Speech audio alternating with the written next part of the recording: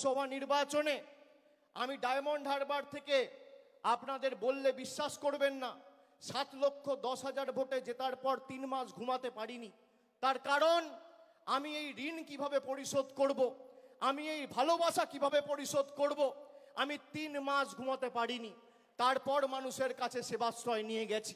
একটা এমএলএ, একটা ব্লক সভাপতি, একটা পঞ্চায়েতের মেম্বার, একটা কাউন্সিলর, মিউনিসিপ্যালিটির চেয়ারম্যান, ব্লকের সভাপতি, টাউনের প্রেসিডেন্ট নিজের কাছে ক্ষমতা কুক্ষিগত করে রাখলে হবে না।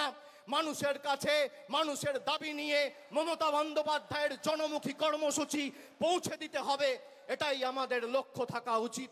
আর আমি কর্মীদের বলবো, এই দল মমতা বন্দ্যোপাধ্যায়ের আন্দোলন আর কর্মীদের ত্যাগ তিতিক্ষা কৃচ্ছ সাধনের মাধ্যমে আজকে বটবৃক্ষে তৃণমূল কংগ্রেস পরিণত হয়েছে।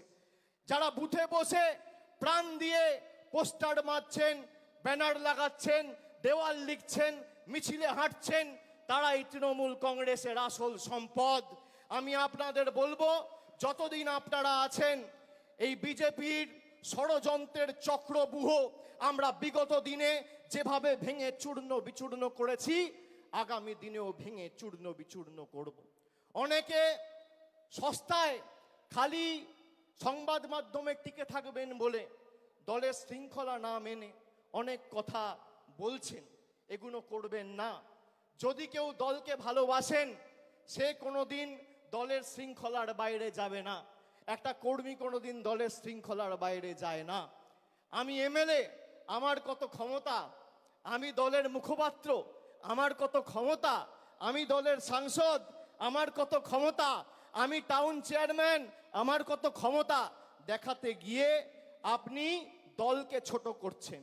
আর যারা এই কাজগুলো করেছে, একদিকে ভালো হয়েছে, তাদেরকে চিহ্নিত করা গেছে।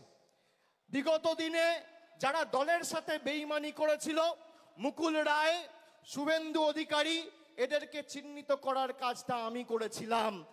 আগামী দিনেও যদি কেউ দলের সাথে বেইমানি করে, এদের চিহ্নিত করে এদের লেজে গোবরে করে প্যাকেট করে বাংলা ছাড়া করার দায়িত্বটা আমি আমার কাঁধে তুলে নিলাম।